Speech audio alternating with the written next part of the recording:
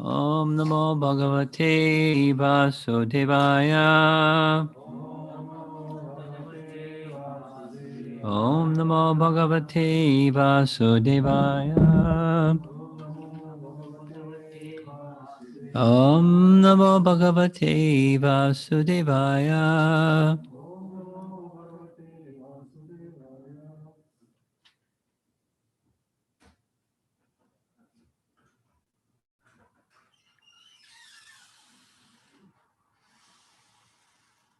Was the door locked? Yeah, it was locked. It's Indian thing. There's 8 of us here, you gotta lock the door, just in case.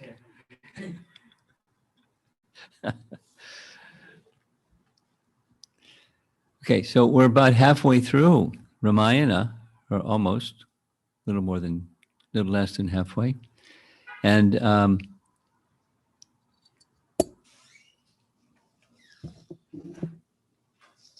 Ram and Sita and Lakshmana are in Chitrakuta. Bharata arrived with the whole army and everybody. And they had their initial greetings. And Ram finds out that Dasrath is dead. He falls apart. He gathers himself up. They go to the river, offer palmfuls of the sacred river water to the departed soul. And now they're going back to Chitrakuta.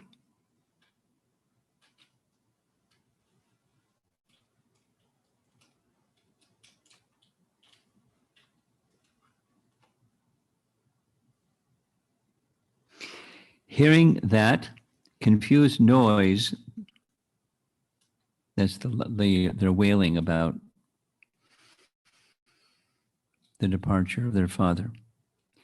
Hearing that confused noise, the soldiers in Bharata's army were alarmed, and they said to one another, surely Bharata and Chitrakuta have met Rama and Lakshmana. That sound must be the loud cry of the 4 brothers, mourning for their deceased father. The soldiers got up quickly and began running toward the sound, crashing through the undergrowth on foot, horseback, and in chariots. Everyone in Bharata's entourage rushed towards Ram's hermitage, eager to see him again. The sound of all those thousands of people moving through the forest was tumultuous. Deers, buffalo, boars, lions ran in all directions, terrified by the great commotion. Birds of every kind cried loudly and flew up into the air. Dasrath's widowed queens got down from their chariot and went on foot into the woods, accompanied by Vasishtha. Walking with difficulty along the narrow forest paths, they finally arrived at the spot where Ram was standing with his brothers. Ram saw them as they entered the clearing, and he ran quickly toward them. He bowed down to Vasishtha and each of the 3 queens, touching their feet. After Lakshman and Sita had also offered their respects, Ram sat down with Vasishtha on the wooden seats in front of his hut.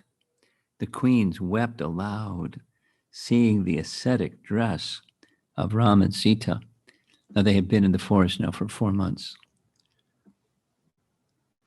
Kaushalya went to Ram and tenderly wiped the dust from his face. Turning to Sita, she said, how are you surviving in this lonely forest, dear Sita? Your face appears pale and withered. Alas, my grief upon seeing you here blazes up like a fire fed with abundant fuel.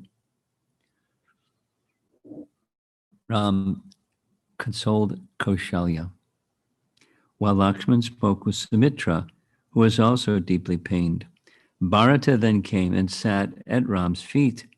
With his palms folded, he said, Kaikeyi is now satisfied that the kingdom has been offered to me. If this kingdom is mine, then I hereby give it to you, O Ram. Please take it without any hesitation. As Bharata sat before Ram and Lakshman, the three brothers shone like three sacrificial fires. Bharata held Ram's feet as he spoke. The power to rule this world rests only with you, O Ram. I can no more emulate that power of yours than a donkey can emulate the gait of a horse, or a sparrow the flight of a Garuda. Indeed, I am dependent upon you. Let the world behold your shining, you shining with splendor on Ayodhya's throne. We shall take you there in state this very day. All the people gathered there called out, well said. Upon hearing Bharata speak, with tears streaming from his eyes, Bharata sat looking up at Ram. He hoped desperately that Ram might somehow be persuaded. He could not imagine going back to Ayodhya without him.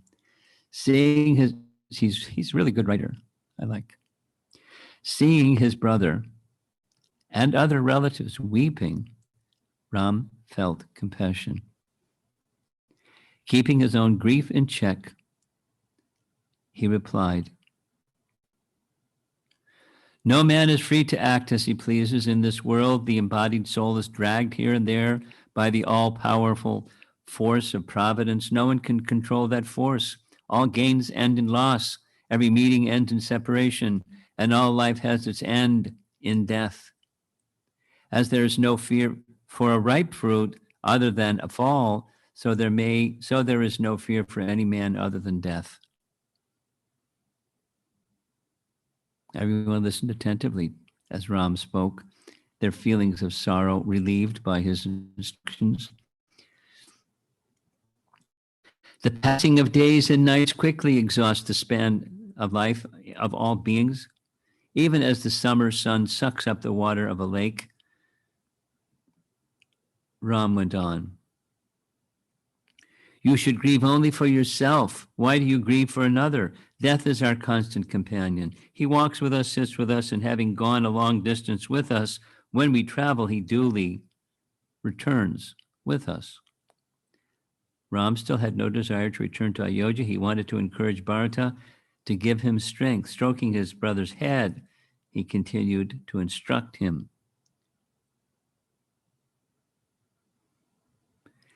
There was a question about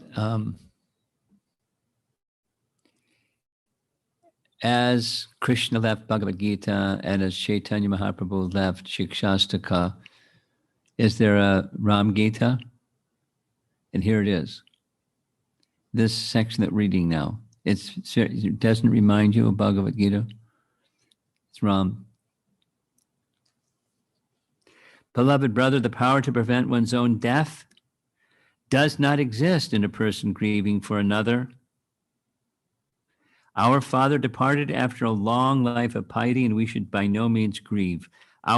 We ourselves have embarked on the very same path trodden by the emperor, and will join him in due course. Let us therefore throw off grief and dedicate ourselves to the pursuit of piety, by which we too shall attain the blessed regions reached by the king. Ram looked around the hermitage. Thousands of people were crowding on the mountainside, all looking towards him. There was complete silence as Ram spoke. Even the animals seemed silent.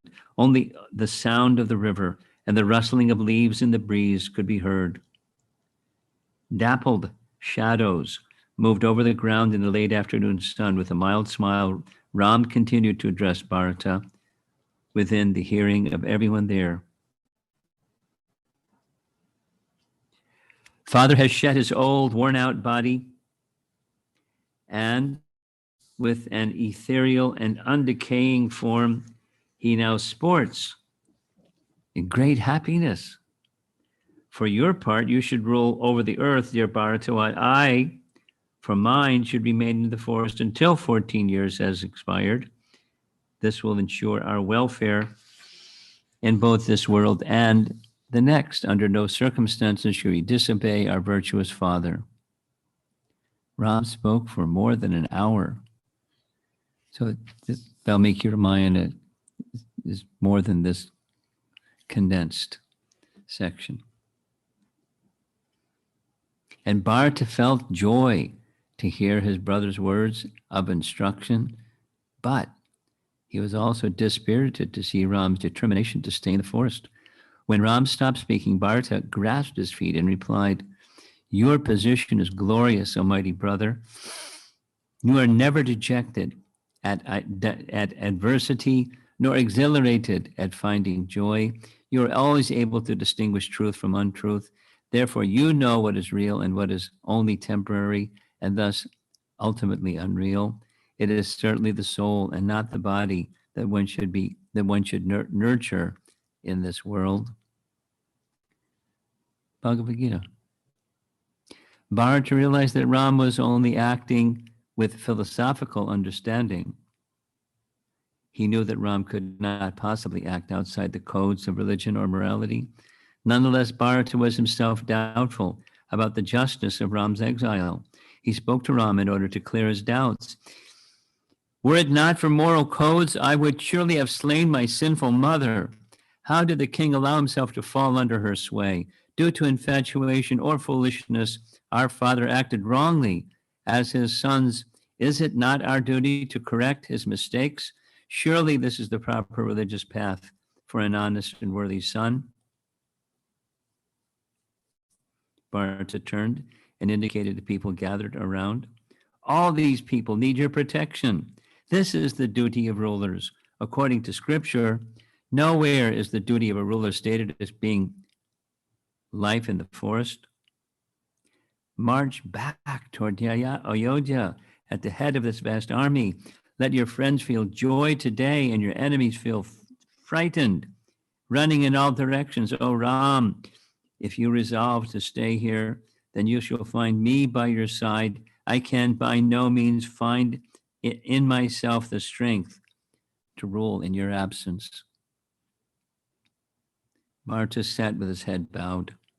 Everyone was enthralled by the conversation between the two royal brothers, and they became simultaneously joyful to witness his firm resolve and disconsolate to realize he would not be returning to Ayodhya. Ram replied to Bharata in a solemn voice, "All his life our father followed the path of piety. This is widely known. Impiety would not have been possible for that truthful man. When our father accepted Kaikeyi's hand, he promised her father as the bride price that her son would inherit the kingdom." There it is. Now, it wasn't made a big deal before, but here it comes out up on Chitrakuta.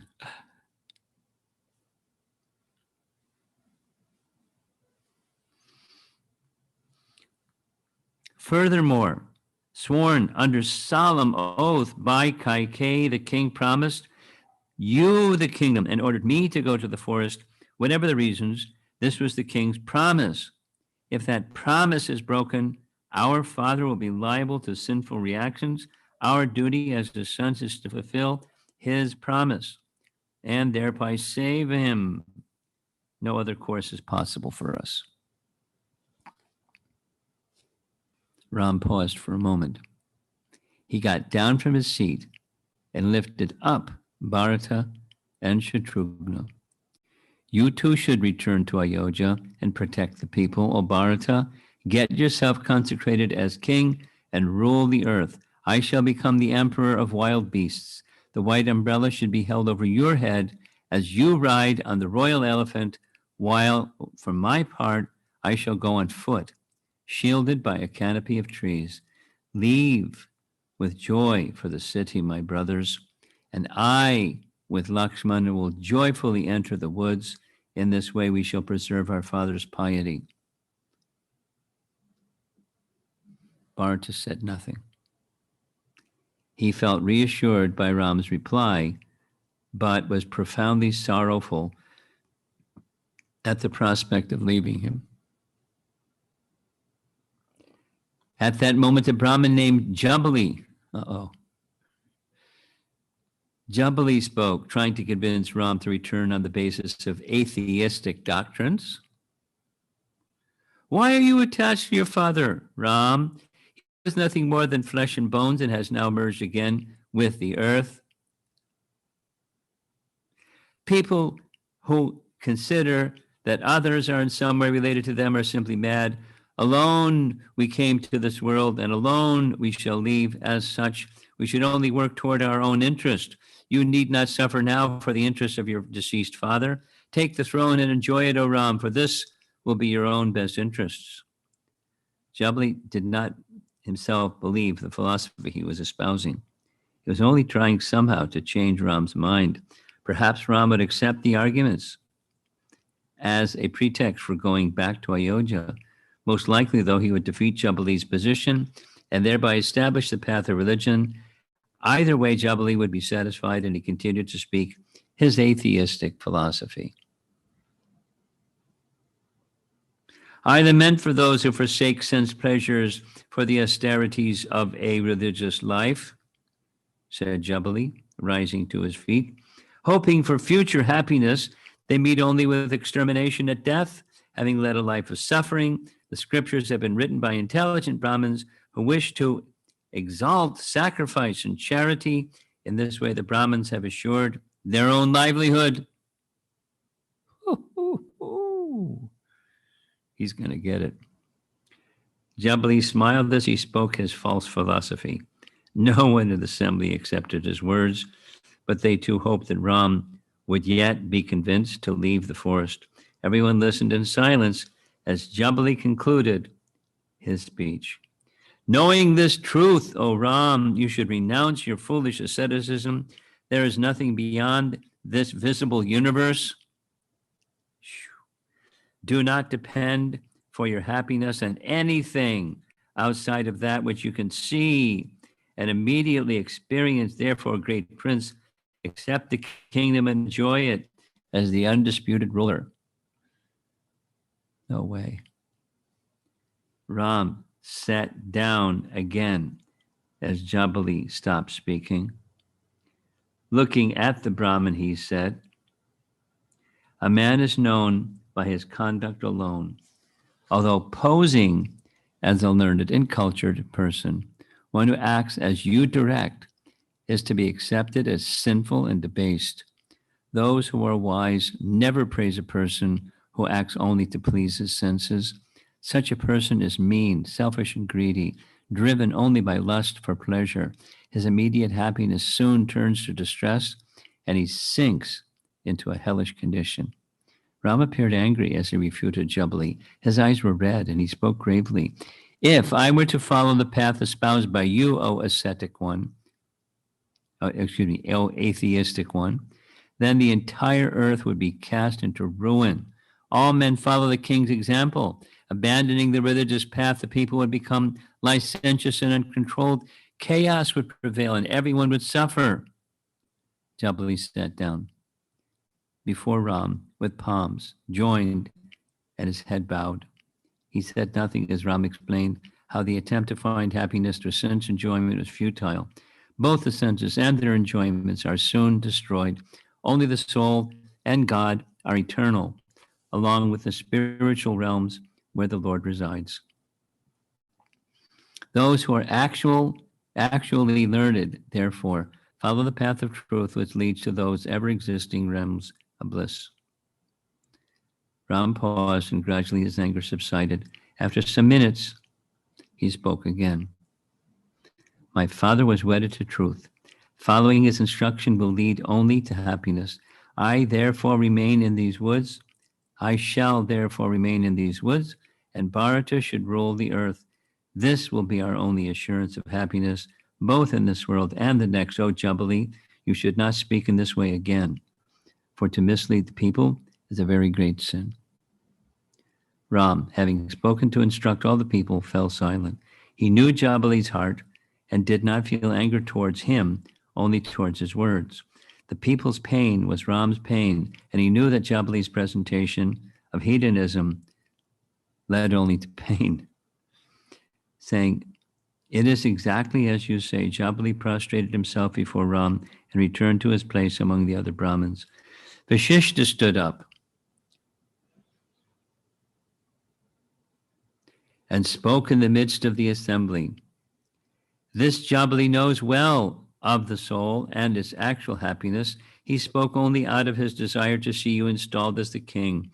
This is also my desire, O Raghava. As the emperor's eldest son, it behooves you to now accept the throne. You need entertain no doubt in this regard.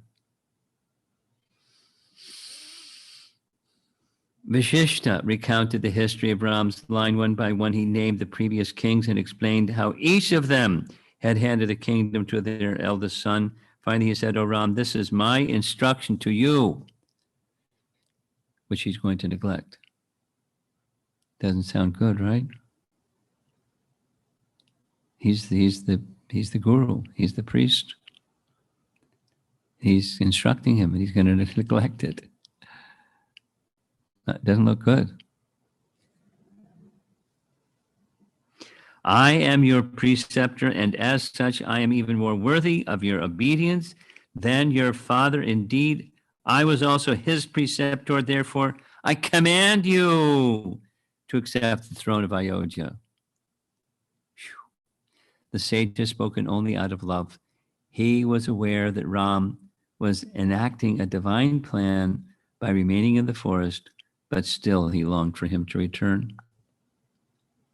Ram looked with affection at Vasishtha and replied, "The debt owed to one's parents cannot be easily repaid, O learned sage. They give everything they have for their children, feeding them, nurturing them, putting them to bed, and rubbing them with oil. The father and mother give their love at every moment. My worthy father's word should not prove false due to my negligence, for I wish to render him some service in return for his love." It was obvious that Ram was not going to be convinced by anyone to leave the forest. Bharata suddenly stood up and exclaimed, "Seated on blades of kusha grass, spread on the ground, I shall remain here in front of Ram's door. Without taking food or water, I will not move until Ram agrees to accept the throne." Quickly grabbing a bunch of grass from near Ram's hut, Bharata spread it out and sat down. Ram said in surprise, "Oh, Bharata, why do you take such a vow?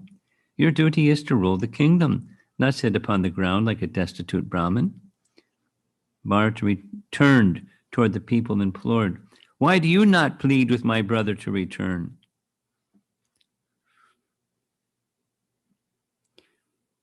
A leader of the Brahmin community stepped forward. "It is clear that Ram will not be swayed from his determination to follow his father's command. What can we do? Our hearts are breaking with the thought of Ram's separation." Ram glanced lovingly at the Brahmin and then said to Bharata, "Get up, O tiger among men. Return to Ayodhya, become the king, and rule with justice. In 14 years, you will see me returned." Bharata stood up and replied to Ram, "If our father's order must be followed, then allow me to stay here in your place." Ram gently admonished Bharata, telling him that it was not possible for one's promise to be fulfilled by another person. Ram had given his word, and it was he who had to keep that word. He promised that when he returned to Ayodhya, he would accept the throne, but he would not under any condition before the 14 years had expired. Now, I don't think that's in Valmiki Ramayana. That Ram on Chitrakuta is saying, "Here's my pledge. When I come back in 14 years, I'll rule." But somebody listening, if you can look in your Valmiki Ramayana and say, was that in Valmiki Ramayana or not, please send a message in. The many eminent sages who were present had listened intently to the conversation between the two divine brothers.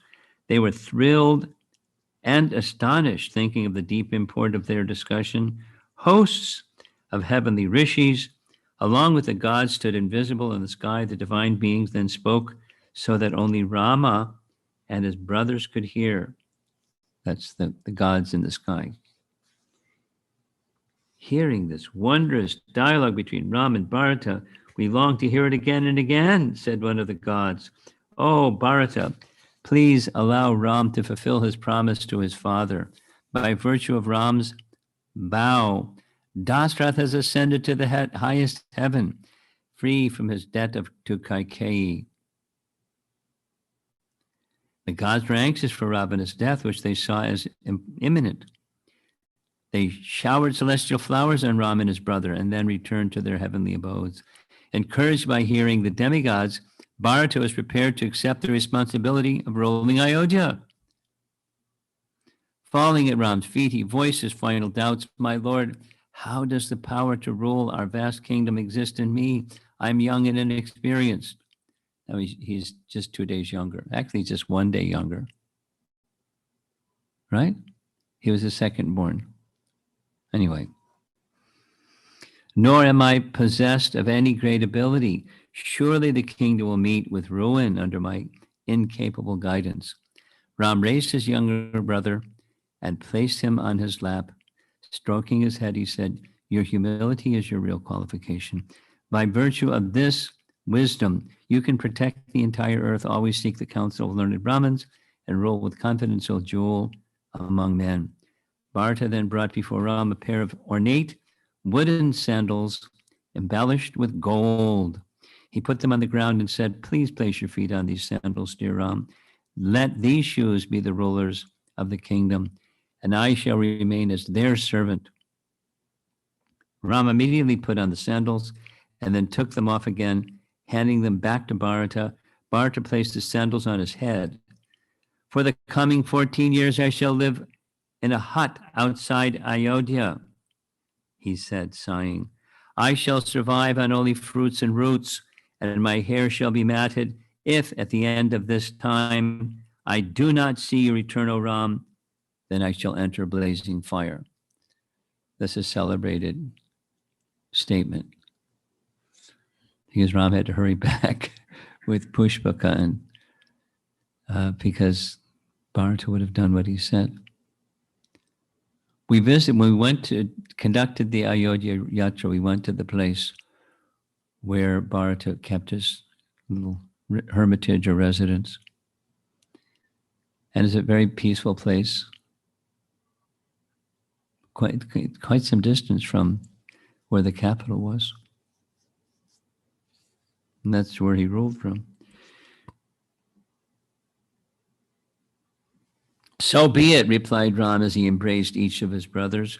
He again told Bharata that Kaikeyi should not be condemned and that she should be treated with kindness. Ram paid his respects to all the people there, according to their positions, speaking fond farewells to everyone.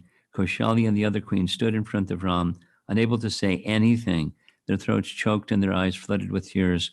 Ram bowed to each of them. As the queens departed, Kaikeyi turned and spoke privately to Ram. She censured herself again and again, begging his forgiveness. The queen fell at Ram's feet. I'm entirely ignorant and I have acted like a fool, she said tearfully, but now I understand that you are the eternal supreme person. And I don't think that's in Valmiki Ramayana either. Who would not be bewildered upon seeing your human pastimes? O Lord, please forgive me and destroy my attachments to family and wealth. Ram smiled at her with affection. It was I who, for the sake of the gods, prompted you to act as you did, he said.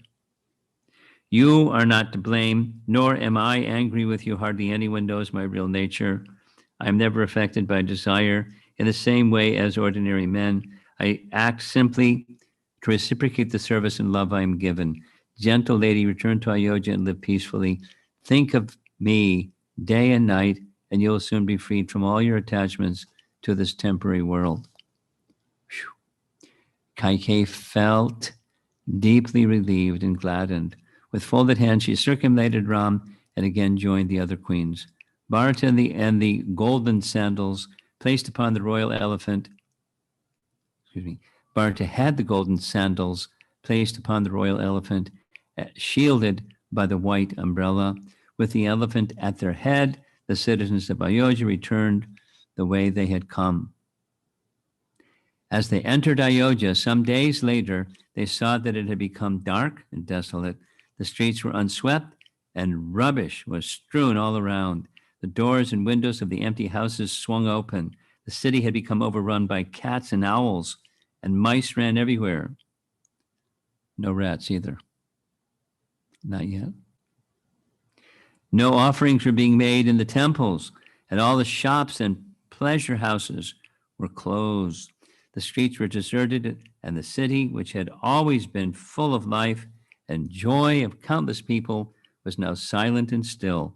The city resembled a vast army which had been defeated in battle, its armor shattered, its ensigns, that means flags, torn down, and its heroes killed. Bharata made his way to Dashrath's palace, dejected to see the state of his beloved Ayodhya. After entering the palace, which was like a mountain cave abandoned by its lion, Bharata went into the assembly hall with Vasishtha and his other counselors.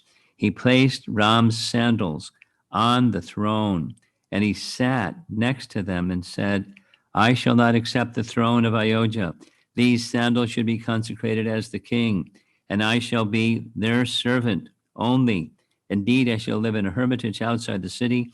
When Ram returns, I shall again place these sandals on his feet, as he alone is the king. The Brahmins applauded Bharata. So be it, they exclaimed. They duly installed the sandals with the coronation ceremony. Bharata then moved with Chitrakuta into a small wooden hut, eating only forest fare and wearing ascetic dress. Each day he would submit the affairs of state before Ram's sandals. Only then would he carry out any necessary action. Any gifts he received, he would also offer to Ram's sandals. In this way, he ruled the kingdom.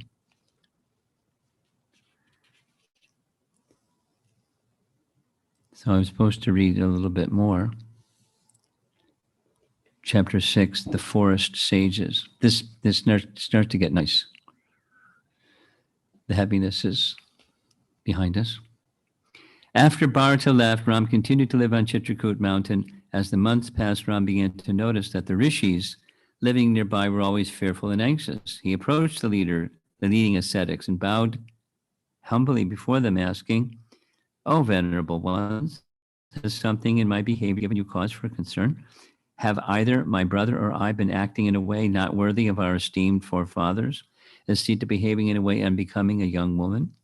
Ram had noticed on several occasions that the Brahmins spoke together while glancing at him. He knew they were worried about something. Seated before them with folded palms, Ram listened carefully as the leaders replied. So keep flipping back and forth between he's God and he's not God. He's just like an observant, wise person. Back and forth. How could there ever be any fault in the behavior of you or your brother, O Ram? One rishi said. What unseemly conduct will ever be seen in the gentle and high-born Sita? We know well your true identity. The rishis glowed with ascetic power. They constantly chanted various names of God, fingering their wooden beads as they intoned the mantras. With a desire to render service to Ram, they addressed him as if he were an ordinary man. There is a powerful Rakshasa called Kara living near here, the rishis continued. This demon is Ravana's younger brother, and he is brutal, haughty, and sinful. Angered by your presence, he has been afflicting us with more vehemence than usual. Ram frowned as he heard about the Rakshasa. He could not tolerate any aggression towards Brahmins.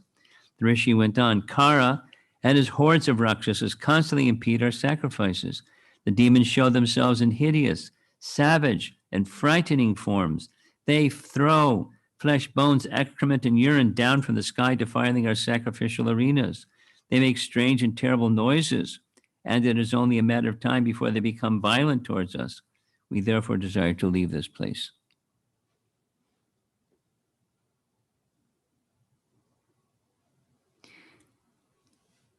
If I recall, Valmiki Ramayana has a slightly different take.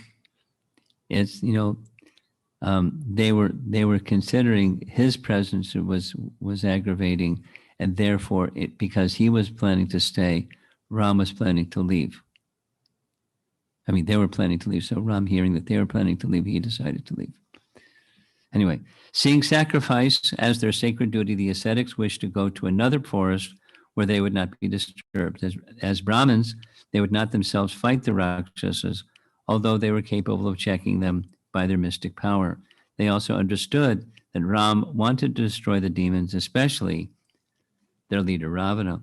Ram tried to reassure the rishis, but they were determined to leave. Having stayed on Chitrakuta for some years, the renounced ascetics were also concerned that they may have become attached to their material situation.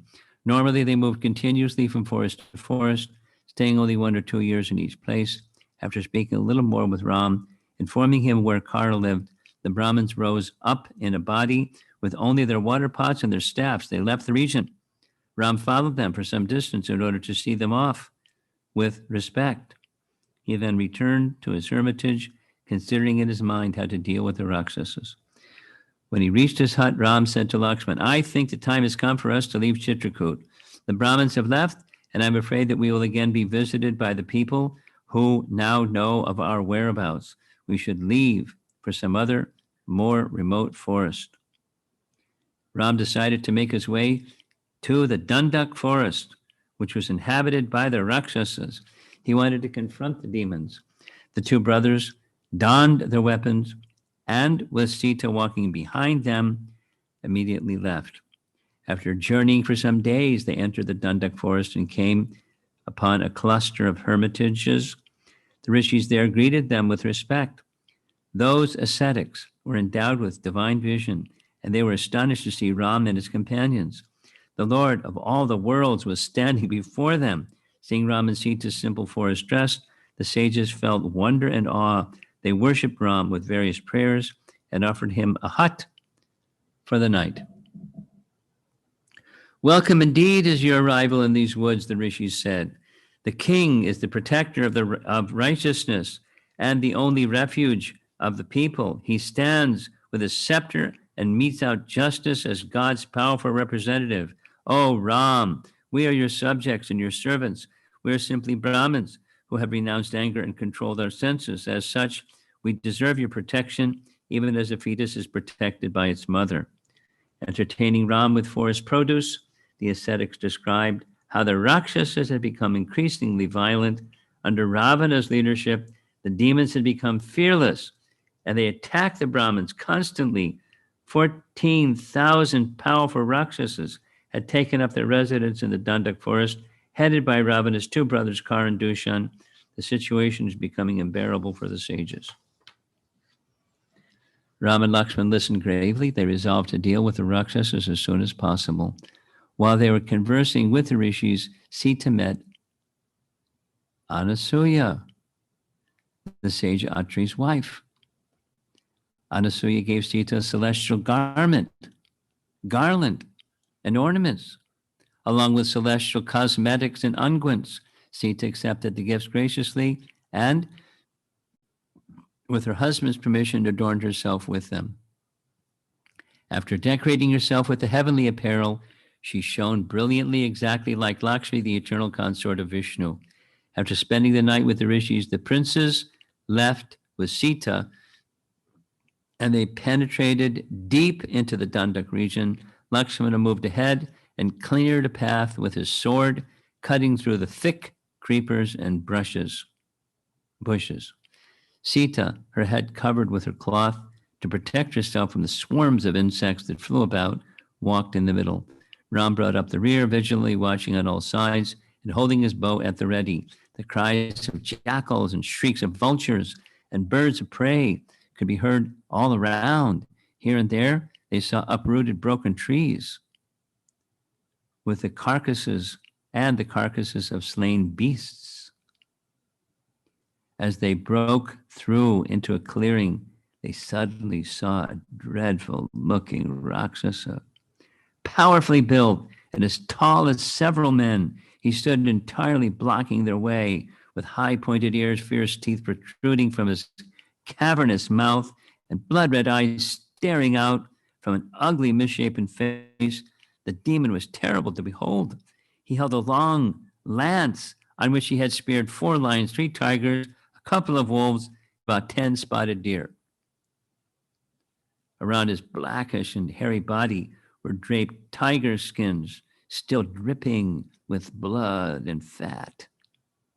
He resembled the god of death, standing with a staff of justice. When he saw Ram and the others, he let out a terrific roar that could be heard for many miles. He rushed furiously toward them and quickly seized Sita. Taking the princess a little distance away, the Rakshasa spoke to Ram and Lakshman in a voice resounding like claps of thunder. Who are you two looking like ascetics, but carrying weapons? You shame the Brahmin class with this strange behavior. Why have you brought a woman to this dense forest? Sinful as you are, you shall meet death at my hands. This lady shall become my wife. Today I shall drink your blood on the battlefield. Sita trembled in the monster's clutches, like a sapling trembling in a storm. Seeing her carried away by the Rakshasa, Ram said to Lakshman, it seems that Kaikeyi's cherished desire will today be fulfilled. This hideous demon has taken hold of my sinless wife. There is nothing more painful to me than to see the princess of Videha touched by another. This is more painful than even the death of my father or the loss of the kingdom. Ram cried tears of sorrow, which is a type of ecstasy. As he spoke, Lakshmana became infuriated with the demon, and he hissed like an angry cobra. Who are you? The Lord of all beings, with me as your servant, grieving like an orphan, he asked. The earth will soon drink this beast's blood.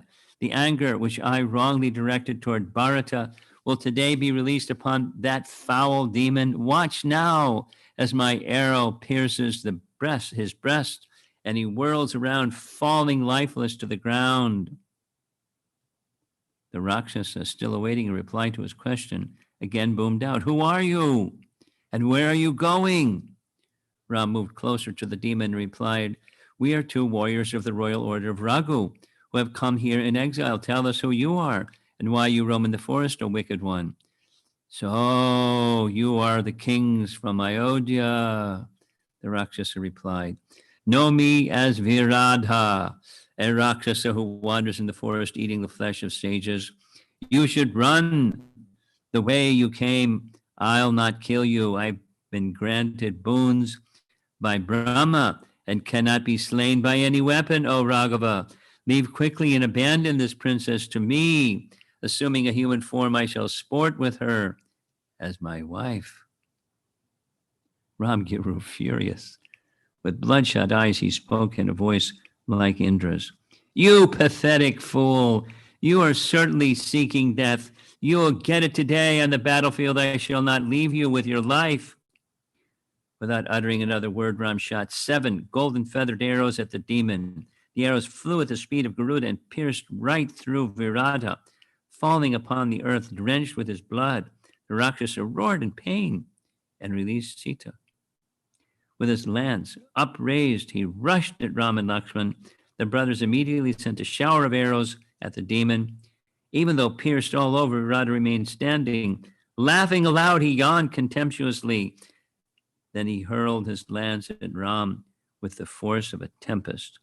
Ram at once fired 2 arrows, which cut the lance into 3 pieces as it coursed toward him. As it fell to the ground, the shattered lance resembled a rocky mountain ledge that had been struck by Indra's thunderbolt. Ram and Lakshman took out their swords, which resembled 2 black serpents preparing to attack. They rushed at the Rakshasa and began striking him with great force. Viradha reached down and lifted both brothers, one in each arm, placing them on his shoulders. He ran towards the woods. As Viradha approached the dense forest, Sita cried out, Alas! Where goes my lord, O best of the Rakshasas? O best of the Rakshasas, please take me also. How can I remain here alone? I don't know if she says that in Valmiki Ramayana, take me also. Hearing Sita's plaintive wail, Ram raised his sword high and hacked off the demon's right arm. Lakshman lopped off his left arm, and Viradha fell upon the ground in a swoon. Although striking him with their swords and with kicks and punches, the brothers saw that the Rakshasa still did not die. Ram said to Lakshman, "It is clear that due to his boons, this demon cannot be killed by force. We should bury him in a pit, for this is the traditional way of disposing of the Rakshasas. Quickly, dig a large pit, O tiger among men." Ram stood with his foot pressed down upon the Rakshas's neck. Viradha regained consciousness and said, "Oh, Raghava, I'm defeated by you. Your strength is not less than Indra's. I now know you to be the all-powerful Rama, and your wife, the highly fortunate Sita. I am the Gandharva named Tumbaru. Due to not properly serving Kuvera, the Lord of Wealth, I was cursed by him." The fallen Rakshasa explained how, as Tumbaru, he had previously been Kuvera's servant. One day, Tumbaru had been sporting with the Apsaras and had failed to properly attend to his master. An angry Kuvera cursed him to enter a demon's fierce form. Tumbaru had pleaded for mercy, and Kuvera had replied, "When Ram, the son of Dasarath, defeats you in battle, then you will attain your form and return to heaven." Viradha spoke with difficulty. "By your grace, O Ram, I am freed from a terrible curse. I shall now go to my own abode, O Lord. 10 miles from here lives the sage Sharabanga, who longs to see you. Go to his hermitage, for he will give you good advice." Viradha begged Ram to inter him in the pit so that he could die. Ram and Lakshman rolled the huge body of the Rakshasa into the hole Lakshman had dug. After covering him with earth and rocks, they comforted Sita and then continued on their way looking for Sharabanga's hermitage.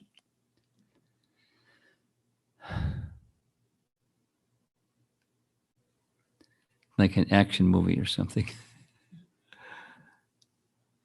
In the sky, the gods had witnessed the whole scene, seeing Ram, whom they knew to be powerful Vishnu, acting like a human. They were astonished.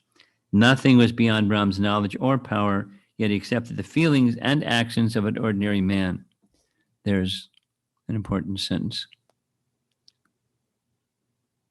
Pondering upon the import of Ram's deeds, the gods received Tumbaru back to them. Ram searched for Sharabanga, absorbed in a mood of affection for the sage. As the brothers came near the ascetic's hermitage, they saw in the sky a golden chariot. It shone like the midday sun and was drawn by 1,000 greenish horses. A brilliant white canopy resembling a large cloud and decorated with magnificent garlands covered the chariot. Seated in the chariot was Indra, who was being fanned with white whisks by 2 beautiful young girls. In the sky, many other gods surrounded Indra.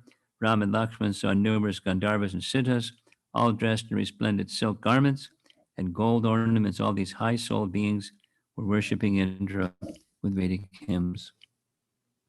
Upon seeing this wondrous sight, Ram said to Lakshman, "Oh, Lakshman, see here Indra's wonderful chariot full of grandeur.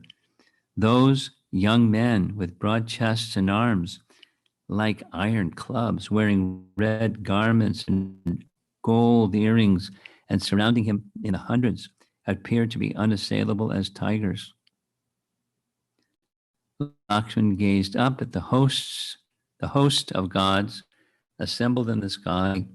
All of them appeared youthful, and all had garlands as bright as fire on their chests. As the 2 princes looked on, the gods rose up in the sky and vanished. Amazed at this sight, Rama and Lakshman walked on and entered Sharabanga's hermitage.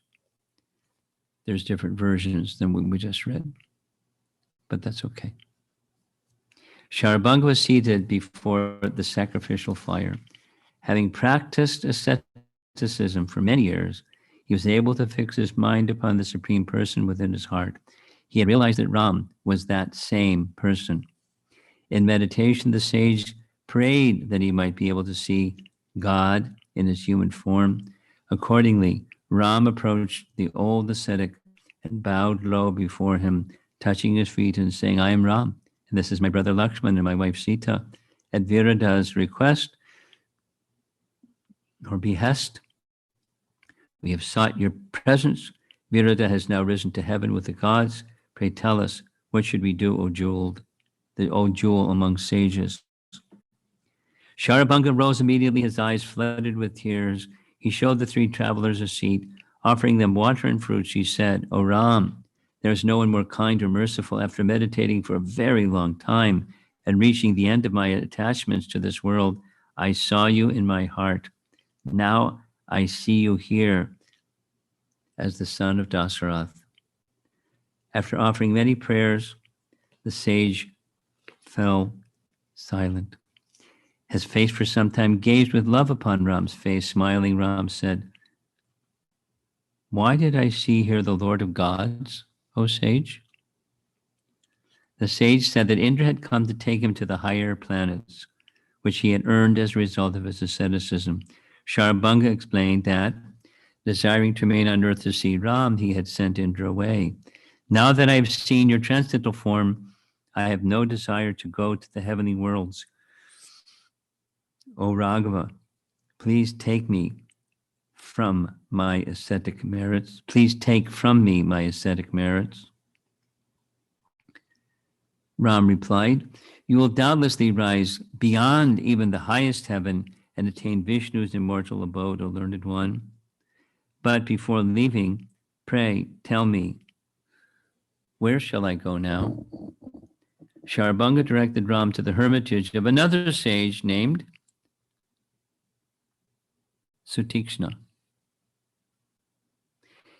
He then gazed at Ram and entered a deep meditation. From within himself, Sharabanga invoked the fire element and immolated his mortal frame, which quickly burned to ashes.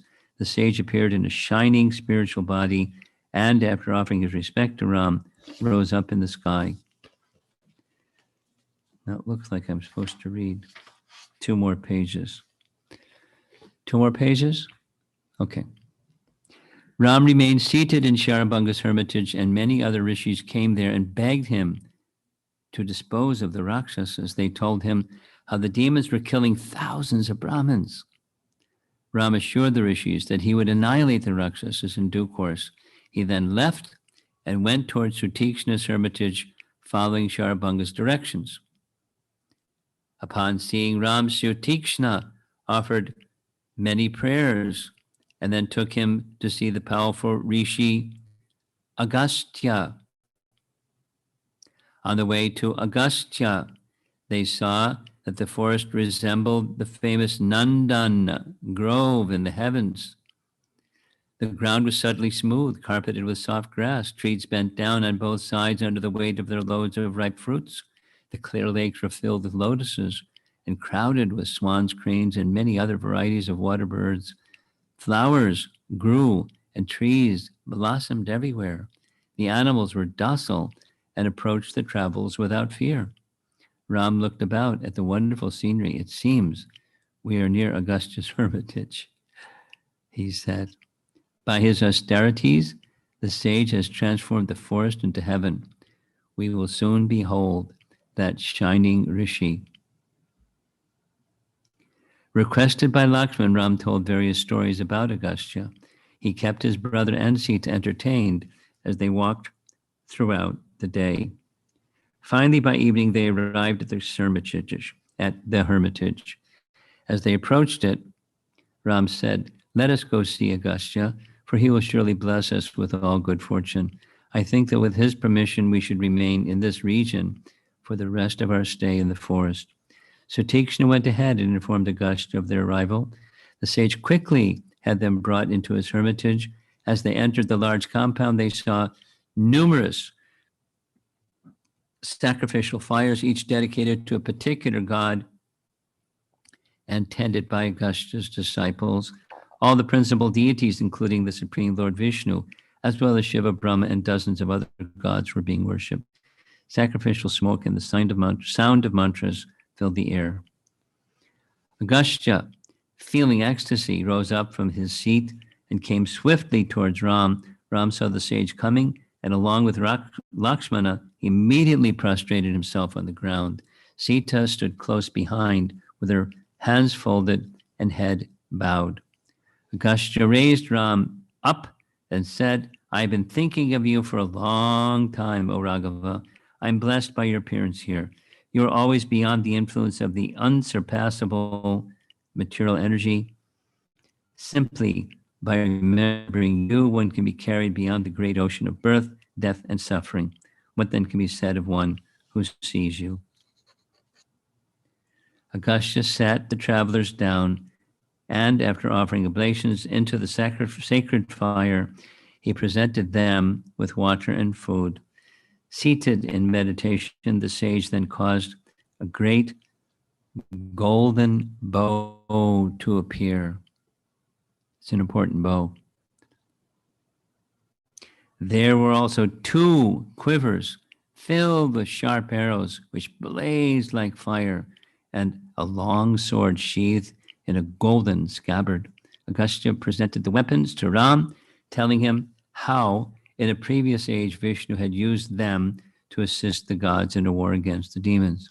Ram accepted the celestial weapons respectfully and then asked the sage to tell him of a place where he could live. After again meditating for a while, the sage replied, by virtue of my austerities and meditation, I've come to know you and understand your purpose. O Ram, I therefore suggest you go to a nearby forest called Panchavati. It is beautiful and sanctified in that place. At that place, all your desires will be fulfilled. Augustya gave the brothers directions. After taking leave, Ram, Lakshmana, and Sita began the 20-mile walk to Panchavati, making their way along the narrow forest paths. After a few miles, they came across a great vulture lying in a clearing. Ram and Lakshmana, assuming it to be a Rakshasa, quickly prepared to fight. Ram carefully approached the vulture, which resembled a hill. I am Ram, and this is my brother Lakshman, 2 descendants of Raghu. Who are you, and what is your race? In gentle speech, the bird replied that he was an old friend of Dasarath. His name was Jatayu, and he was the king of the vultures. He recounted to Ram his entire lineage, which began with the ancient sage Kardama. In the course of his narration, Jatayu described how all the various species of birds and animals had descended. Jatayu was the nephew of Garuda, the invincible eagle carrier Vishnu. This forest is infested with rakshasas and vicious beasts, Jatayu said. Allow me to accompany you in the forest. I shall protect Sita when you 2 brothers go out to gather food. Ram knew of Jatayu's friendship with his father. He joyfully embraced the great bird and gave his permission for Jatayu to follow him. Ram then continued toward Panchavati, eager to encounter the demons. Almost done. After arriving at Panchavati, Ram selected a spot near the sacred river Godavari. Lakshmana sanctified the spot with prayers and water from the river. He constructed a large hut with mud walls supported on strong wooden pillars, its roof thatched with kusha grass and reeds. Ram was delighted to see the beautiful cottage, and he embraced Lakshmana. A mud cottage or mud walls. Beautiful. With you as his son, the virtuous and always attentive to my needs and desires, surely the king still lives. Ram said affectionately, O Lakshman, you are to me as good as my beloved father. Ram and Sita settled in the dwelling and lived peacefully, bathing in the Godavari and enjoying the sights and sounds of the forest.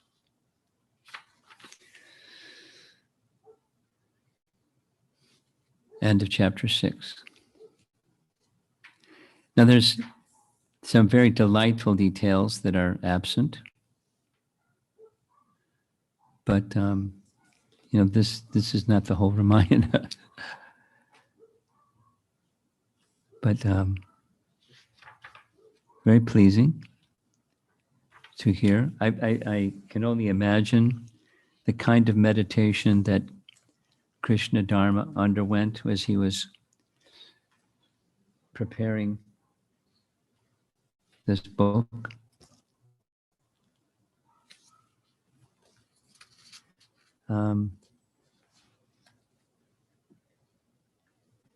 There's a really nice presentation, a 1 hour, a little more than an hour and something, half hour, an hour and a half.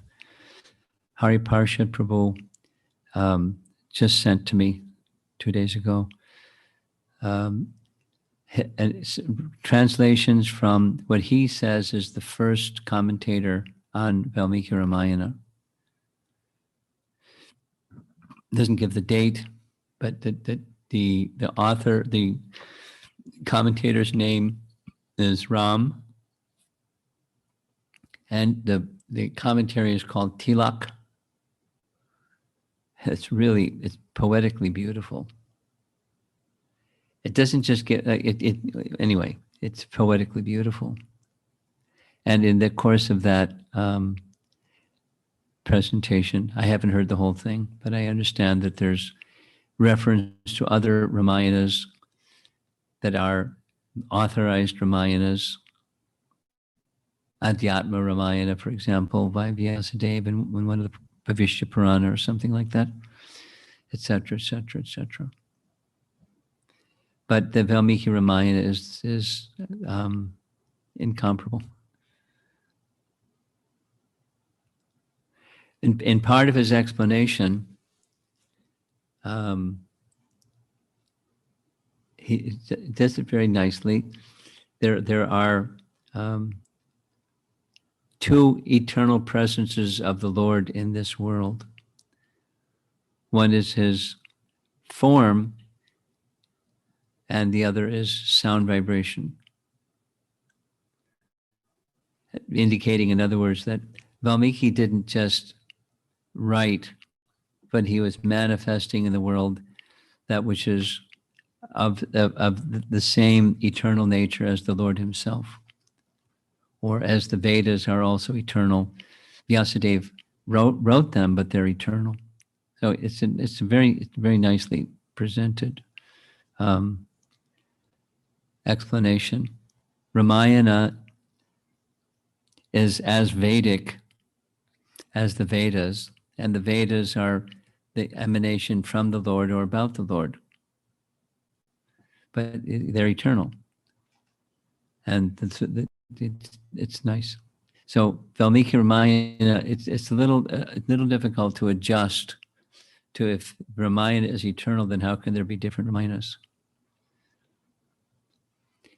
Other than, as long as they're authorized Ramayanas and not the other kind, then it's like Krishna entering into the wrestling arena of Kamsa.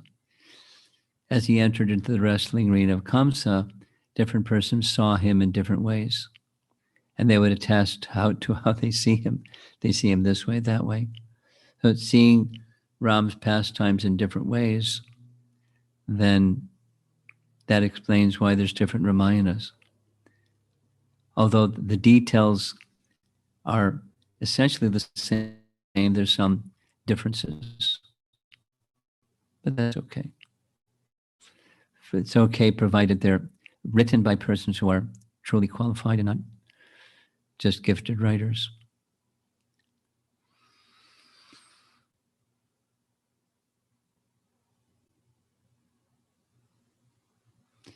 So let's see if there's some discussion. It's been a reading for quite some good number of pages, more than an hour. Any thoughts anybody here in the room would like to share? And then we'll go online.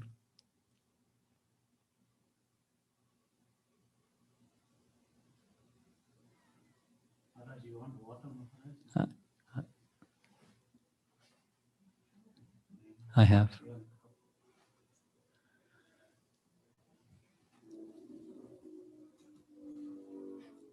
He always has something. We can count on Madhav.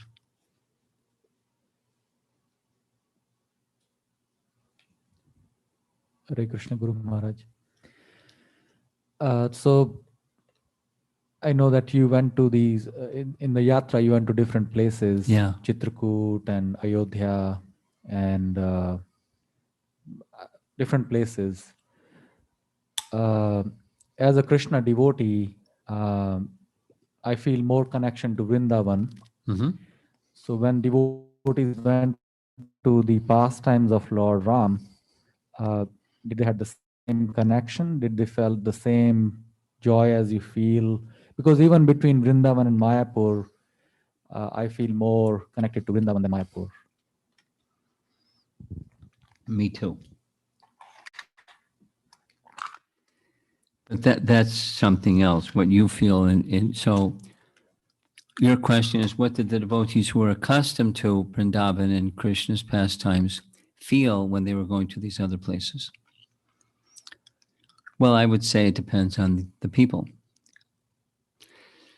Some people, it's all totally new, and it's like new. Some people were the older group of people, and they relate more to Ram's pastimes for different reasons. Like, as we were discussing in your home, actually, because it's human-like, and they're very familiar with it from childhood, and they're not as familiar with Krishna's pastimes, certainly in the way that we're used to hearing Krishna's pastimes. So, in short, the whole range. But it just here's something very nice. One of the places we visited in Hampi is a temple where it is said, at least the temple is commemorating the place where Sugriva first met Ram. Sugriva, not Hanuman. And there's a name for the temple, and I have pictures of the temple. And I was told this later by the translator. Surabhi is her name. If you've been heard any of the Chinese classes, she's the translator. Anyway, she said when she went there, she had this feeling that this is Radha and Krishna married. That was what was the feeling. I mean, it's not. So it wasn't a guide that told her to feel that. She just felt, because that was your question, what's she feeling? And then when she went outside the temple, there were cows everywhere and grazing, and she felt this is Vrindavan. Now, there's this term in Rupa Goswami's writing called raga. Raga has the meaning of very strong affinity to, even attachment to an object. So much so that you see that object no matter what you look at. It's compared to seeing through colored lenses, colored glasses. You just see rose-colored everywhere. If you're looking through rose-colored glasses, so with raga, you see according to the object that you have really strong attachment to. So your question was, what do devotees feel? Depends on what they're attached to. And if someone like you would see accordingly. It doesn't, on the one hand, it doesn't hold the same attraction to the heart. On the other hand, this is one of Krishna's aspects, his expansions. And just see how wonderful and complete is Krishna. It's just another aspect of the wonderful and complete Krishna. It doesn't take your attention and your affection away from Vrindavan. I found, this is something when we, the second trip was first to the Panchavati area after Krishna. We called it the Dandaka forest.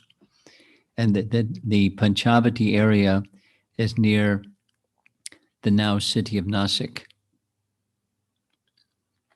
Without details, I was absorbed up to here in just keeping up with the kata and the classes and the different things.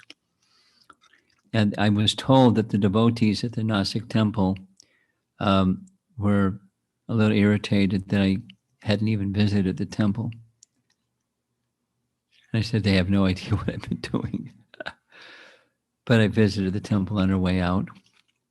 And I shared with the devotees, because your question is, what's my feeling spending this number of days in Nasik or the Panchavati and, everything, where Suparnaka's nose was cut and the battle with the 14,000 soldiers, etc. Everything. The exchange with Augustya.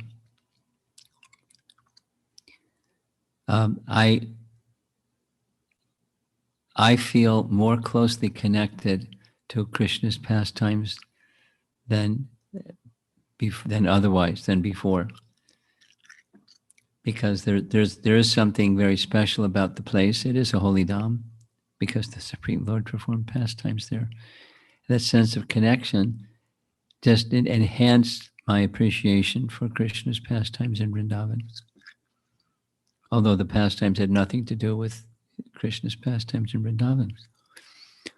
It was Ram's pastimes in the Dandaka forest.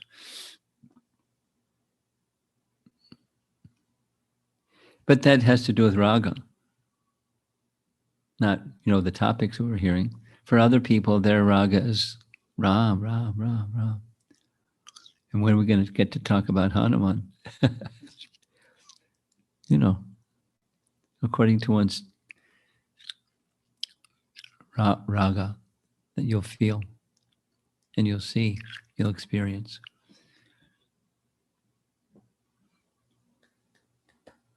Anything else?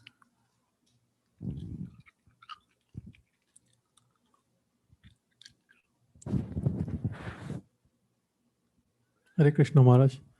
Many years ago, when I first encountered an ISKCON devotee about 24 years ago, one thing he said, which I remember, is don't read Ramayana, because if you do it on your own, you can misinterpret so many things. As we read today, one incident reminded me of the danger of reading it without guidance. Is when Lord Rama says, after the demon has taken Sita away, he said that the pain of someone else touching Sita is more than even the death of my father.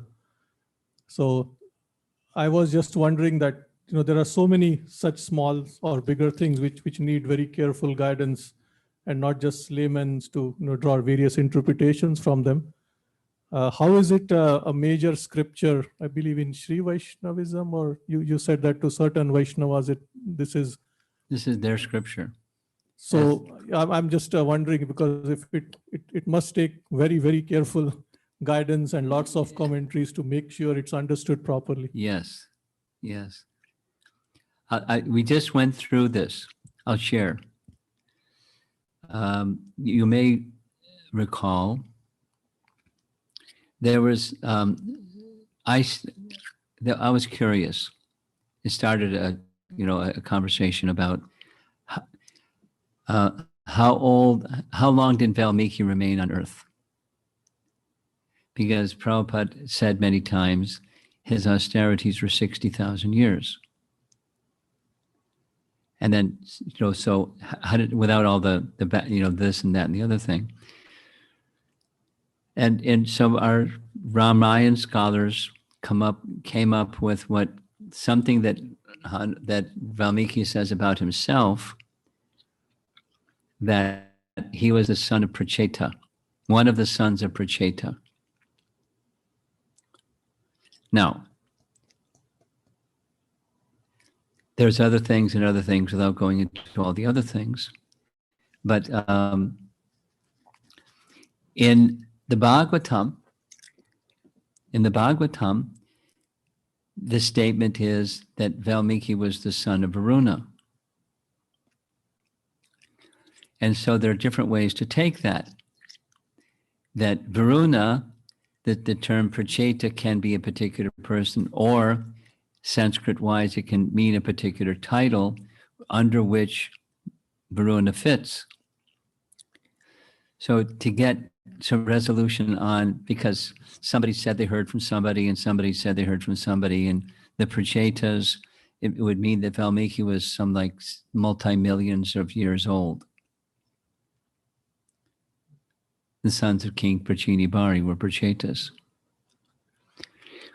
And so to resolve it, there's a well-known, it was more than well-known, a very renowned Vaishnava devotee scholar in Ramayana. And so Shamakund, who is one of the main persons who I is very, very well read in Ramayana, sent him a question. Is it this or is it that? Is it the Prachetas, sons of King Prajini Bari, who he was one of the sons of, and that's how old he was? Or is it what it says in the Bhagavatam? The son of Varuna, meaning, so it was, very, there was an elaborate answer, but it was confirmed. Yes, you're correct. That he wasn't the sons, one of the sons of King Prachini Bari. He was the son of Varuna. And then again, Varuna can be a title, and it can be in the descendant, like Raghu. Doesn't mean he's directly Raghu's son, but he in the line of Raghu. So it's something like what the devotees underwent to fulfill Prabhupada's instruction to establish the Temple of Vedic Planetarium. And I can share with you that there's a lot of different people that have a lot of different understandings of the structure of the universe for fifth canto. So there were teams of people. Some were astrophysics PhDs. Some were highly learned in the Vedas. Some were to consult the Sri Vaishnava and Madhva acharyas that for generations, all they do is this, the cosmology of the Vedas, because cosmology is connected to astronomy, which is one of the sciences that Brahmins are to know. So, and then some of our great authorities, Bhaktisiddhanta, and that was kind of like the gold standard, because he made a commentary on Surya Siddhanta, which is a text. So, and it's basically, I've never seen it, but it's basically mathematical. But Bhaktisiddhanta was expert in it. And so gathering and gathering and gathering and gathering, but you have to live with that subject and be in association with others who live with that subject to refine your understanding, because it's not easy.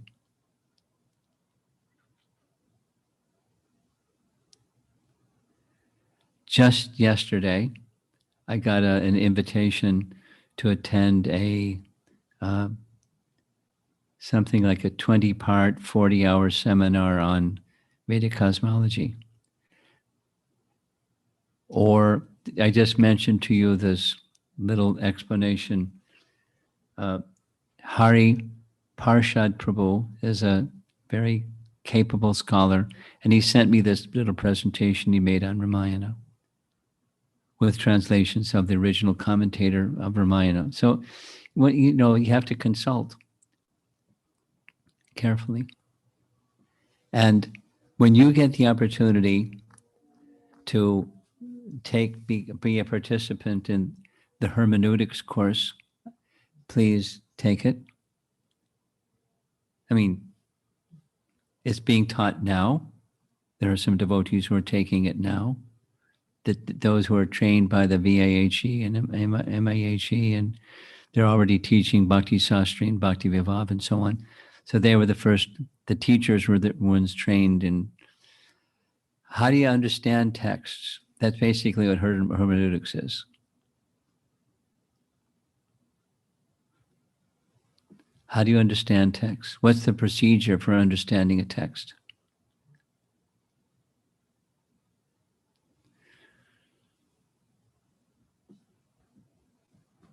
I mean, one of the ones that they recently dealt with, and we're just going off a little bit, but until what time should you fast for Ram Navami? That was a question the Shastra Advisory Committee was asked to research. So they used the hermeneutics model to research that question, because there are different things said at different times. And some people take this one or a few that are over here, or that one, or a few that are over there, and fight, or say, this is right, here's my proof, there, that one's right, here's my proof, without getting the whole picture. So it takes a very, there are lots of qualities and characteristics that it takes to discern the proper understanding of something. Even in this case with, anyway, without going into details. It takes a very, very qualified person that follows proper procedure, a hermeneutical procedure. And as we discussed this the other day, it has become all the more important for the current generation. That is to say, during Prabhupada's time, it was simple. Any question went to Prabhupada and it was it. And then after he departed, there were those that had been in his company. And when those that had been in his company, at least to know context of things that were written as well as spoken, that's going to be lost. So now this next generation needs a compass.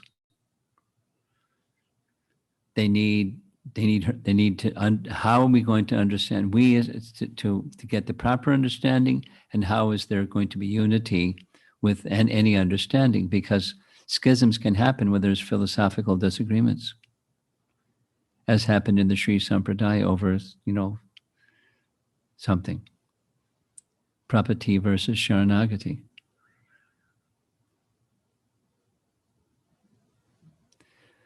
So it's an important field, important question, and it's not quick and easy. It takes maturity and lots of other good qualities, and good association and good sadhana and a broad outlook, and being ready to have one's views adjusted, other than anyway, it's not easy. And it has impact upon the world. I mean, we have Prabhupada's books, so it's just like Valmiki Ramayana is the gold standard. Prabhupada's books, for those of us in ISKCON, is the gold standard. And then there's things that we can learn from what's in Prabhupada's books from other sources, like our Acharya's commentaries and so on. I'm sorry, I went off a little bit, but it's an important topic. It's the future. If there's going to be an ISKCON 100, as we had an ISKCON 50, then this is an issue that's going to have to be clearly understood by the Brahminical members of our society, those who are inclined to understand things with refined care. What's the procedure we should follow? How are we doing online? Questions? Okay, go for it.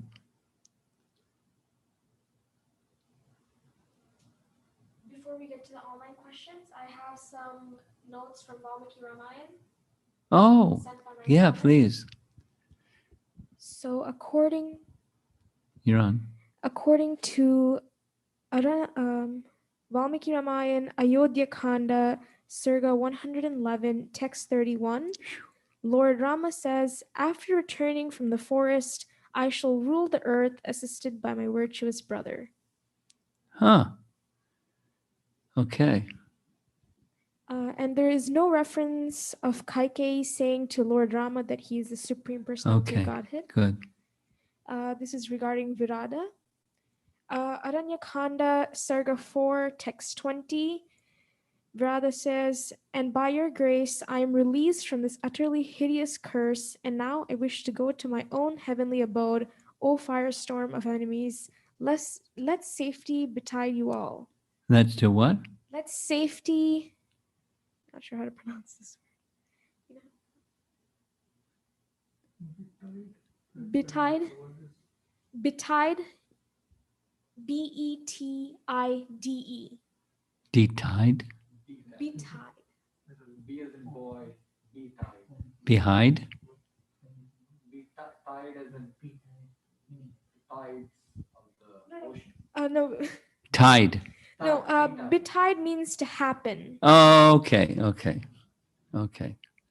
It says this British English. Okay, okay, go ahead. There's one more reference that where you had asked whether Sita says, "Take me" instead of. Yeah, So I think that's also in the third book 3, I think chapter 4, verse 4, where she says, "Take me" instead of Ram, as the demon is carrying them into the forest. take me with you. Yeah. So whoever just found those references from Valmiki Ramayana, please check and see if Sita says to Viradha.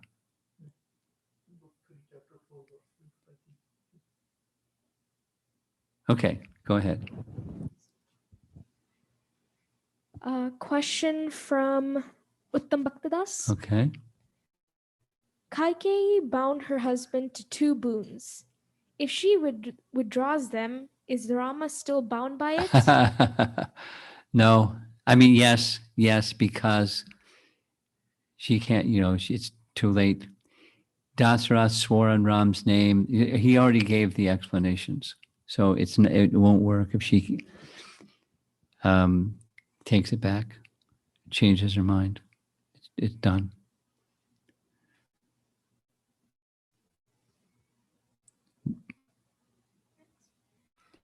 Next question also from Uttam Bhaktadas.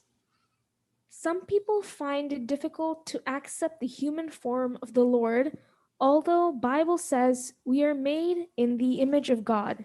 It is how they grew up under certain teachings. What was the question?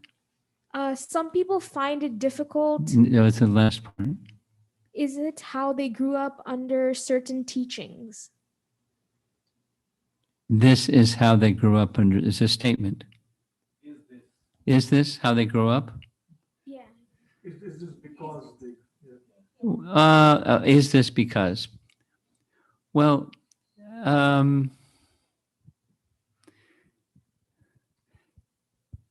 not to some degree. We're products of the times in which we live, and we're products under the teachers we hear from, and the parents we grew up with, and we're products of all those things. At the same time, there's even with all of that, there's a lot of diversity in how people view the fact that Ram had a human-like form and had human-like emotions and human-like activities. Some people are very attracted to it, and some people can't accept it. So there's lots of factors that don't always point to people being unable to accept the humanness of Ram as God. And the course correction is good association and, hearing from qualified persons. Again and again, Prabhupada would speak like that, not just somebody that's a scholar or somebody with a beard or somebody with a saffron cloth, but someone who has had proper guidance under a qualified teacher. Then we can get the proper understanding, and otherwise there's going to be a whole variety of other misunderstandings.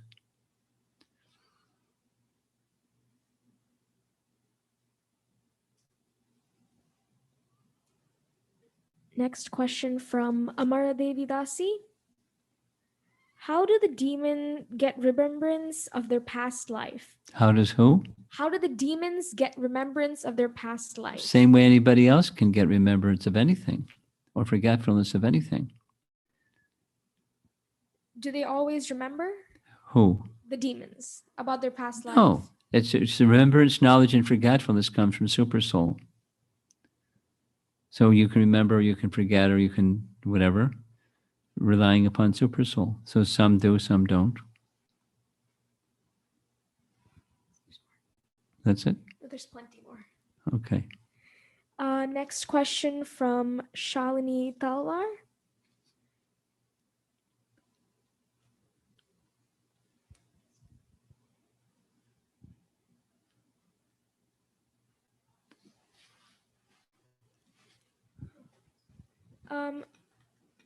The question starts off with Rama to the forest.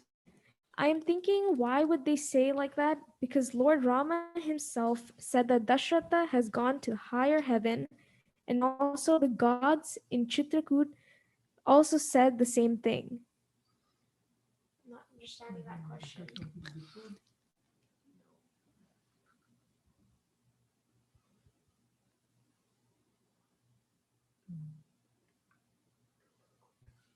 I'm not sure I understand the context of her question. Ask her to resend it. And now you go on to the next question. It's a second question from Shalini Talwar as well. Today we read that Mother Sita met Anasuya near Dandaka forest. But when we visited Anasuya's ashram near Chitrakuta, so when did Mother Sita meet Anasuya as it is near Chitrakuta? Or is it near Panchavati? Yeah, as we were reading that, I was also a little unclear, more than a little unclear,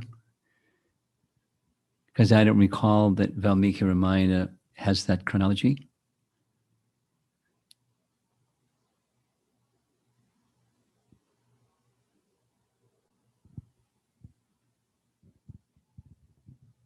It's certainly after Chitrakuta. It's certainly after Chitrakuta. Bharata is met before, and Augustya is after. But, and it's before, it's after Chitrakuta and before Panchavati, but, the other chronology is not clear to me. I don't know if that helps. Next question also from Shalini Talwar. We heard that Lord Rama said to Lakshmana that he would like to leave Chitrakuta and go to Dandaka forest. Yes. Because residents of Ayodhya may come to meet them. Yes. Lord Rama stayed in Chitrakuta for almost 10 years. No. Lord Rama stayed in Chitrakuta for almost 10 years. I'm not aware that he stayed in Chitrakuta for almost 10 years. I'm aware that he stayed a little bit of time after the 4 months when everybody came to see him, but not 10 years. Because shortly thereafter, because of, this is the Valmiki Ramayana that I'm accustomed to reading, after staying for some time, the rishis became restless, and he was, assessing why are they restless, and they disclosed why they're restless. The Rakshasas know that he's there, and they're getting more aggressive. And so they were planning to move. So it wasn't 10 years. It was, I don't know where that number 10 years comes from. Maybe it's there, and I just didn't catch it.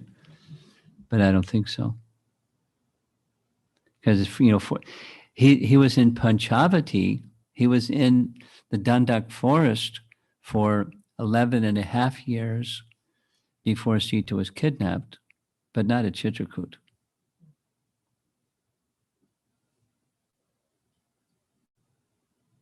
Or 12 and a half years. 12 and a half years. Go ahead. Next questions are from Sanchari. Okay. In hearing this exchange between Bharata and Rama, it is very clear that Lord Rama was happy staying in the forest, keeping true to the last order of his father. In looking at this from a layperson From which? Looking at this from a what? Layperson's lens. Me person lens? Lay person's lens. It is easy to come to the conclusion that Bharata was acting out the immense guilt that it was this that gave a single point determination to get Rama to come home. Well, no, that's not the only reason. not at all. I mean, he felt as like Augustya, or excuse me, as not Augustya, as Vasishtha recounted generation after generation after generation after generation. So they all understood that the eldest son becomes the king, and you're the one. Everyone has. So he wanted him to be the king, and he was just completely unwilling to. So it wasn't just guilt. It's his mood of service to Ram. So, how do we understand when guilt is driving our actions rather than love?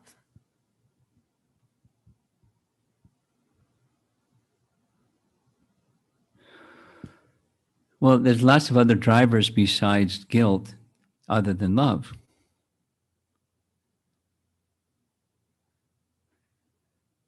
So maybe you can rephrase your question a little differently, because it narrows it down too much. It's to say, in our case, well, I'll share something. I think it's okay to share. I've been in a discussion with somebody that's helping to develop curriculum for mainland China, Bhakti Shastri curriculum.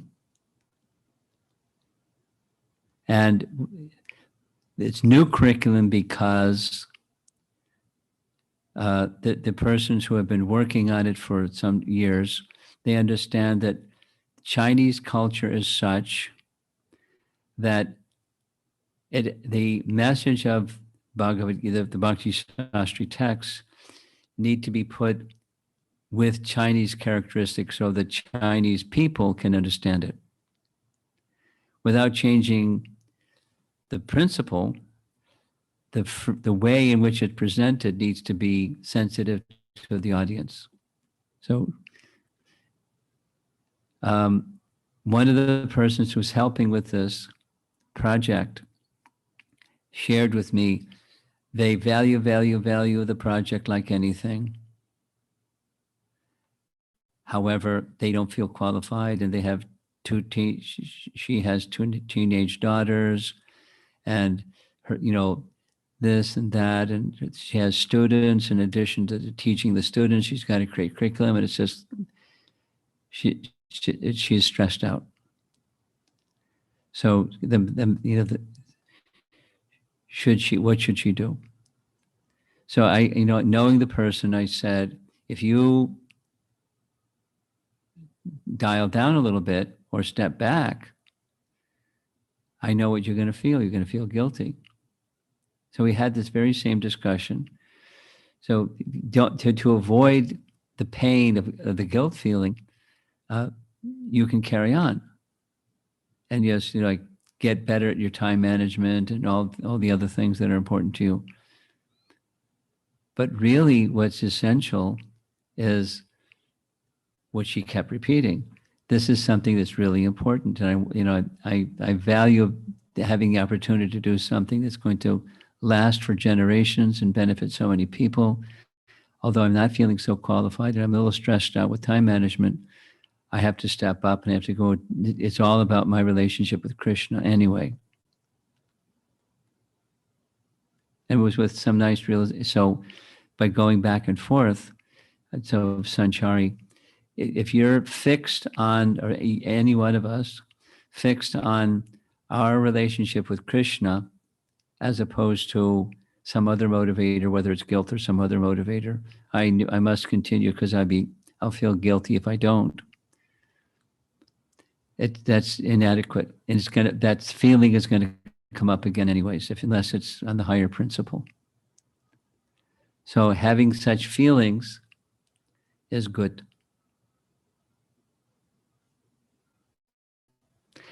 This was one of the points that was made by Hari Parshad. It was a really nice point. I really like his point. And that is, both Valmiki and Vyasadeva wrote their superlative literature in a anxiety stretch of time. Valmiki's was feeling very badly about the Krancha birds being, or one of the Krancha birds being killed by the hunter. And, of course, Vyasadev's was different. But coming from that place of discomfort brought rise to going beyond. So being in an uncomfortable place is sometimes really fortunate, although it doesn't feel like it when you're going through it. It's a really good point. It's another, saying the same thing another way is this liminal space topic that I like speaking about. You're here, you want to go there, you're not there yet. When you're transitioning between where you are and where you want to go, it's just uncomfortable. There's a lot of uncertainty, and here's comfort because I know at least I'm familiar with stuff, and over there is like it's not as certain, and it's uncomfortable. Transition is uncomfortable. And this growth happens when you're out of your comfort zone, but especially when you know where you're going, and it's a worthy place to go to, and that comes out again and again and again and again. Upholding the truth of our Father's words, abiding by truth is that virtue is worth everything. Whatever the sacrifice is, it's worth everything. So that it's not up moving by some other motivator. Your relationship with Krishna is everything, and you abide in your relationship with Krishna, and you don't have to worry about guilt. And if your relationship with Krishna is not clear and fresh, then some other motivator is probably operating. I just want to read one more point that Sanchari wrote as part of her question. I am not saying that Bharata was acting out of guilt, but I'm thinking about how guilt can drive one's actions in life. Yeah, okay, I understand your question. Okay. Next question from Manmatananda Prabhu. In Ayodhya Loka or Vaikuntha Loka, does Lord Rama perform the eternal Leela with his mothers and Lord Dasharath? Yes. You got to speak more directly into the microphone.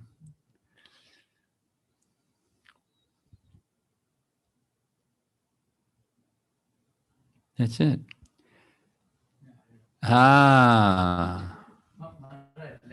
Wait a minute. No. There's people online and they need to hear you. No, it's a unidirectional microphone. You have to hold it like it's ice cream. Yeah, there you go. Hare Krishna Maharaj. Yeah. So we see that Rakshasas were there in Ramayana. Then Yeah. we have that in Krishna Leelas as well. So is there any yuga or any period of time there wasn't any Rakshasas? The divine demoniac nature is there. Look, even before there was a universe, Madhu and Kaitaba trying to steal the Vedas, right? There wasn't even a universe. Okay. No, there's degrees, there's degrees of intensity and degrees of percentages. Less so in Satya, but still, they're there. Divine and demoniac nature. Okay. Hare Krishna Guru Maharaj. I've been hearing Ramayana lectures, and the primary rasa to intensify, the secondary rasa is there. I heard that. So when Kunti Maharani, when Krishna was departing, Yeah. so the feeling she had, that is the secondary rasa to intensify the primary? Yeah, the primary for her is mother. And the secondary is feelings of separation. But when secondary rasas appear, it's like a tsunami. It seems to cover the land. And then it recedes. Then it's back to normal. So secondary rasas they have prominence. it may seem to eclipse the feelings and the emotions and everything become very prominent, but it doesn't take it away. It nourishes so that the happiness or the taste amplifies. Okay. Does that answer your question? Okay. I think we're ready to go. There's something else.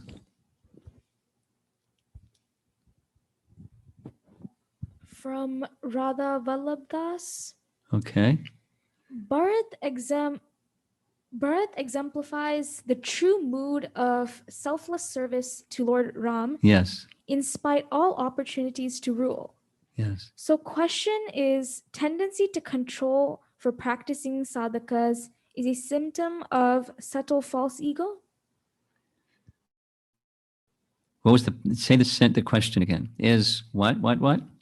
Is tendency to control for practicing sadhakas a symptom of subtle false ego? Sure. Because we're not the controller. We can serve. And those that are serving are not trying to control, they're trying to serve.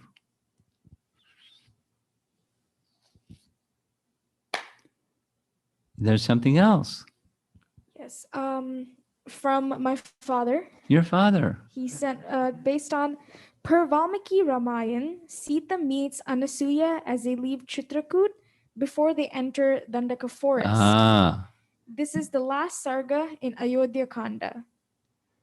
In the last sarga of Ayodhya Kanda, they're still in Chitrakuta before they reach the Dandak forest.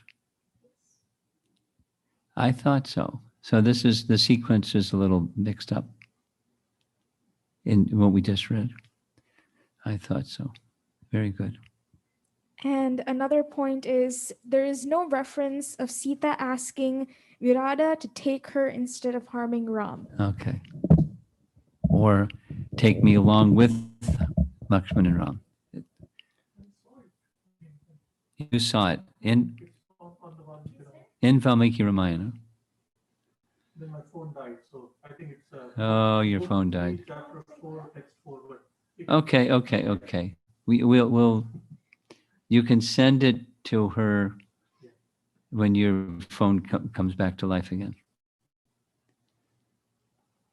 Now, there's one person in the room who hasn't spoken yet. Would you like to say anything, or you're going to stay quiet? Okay.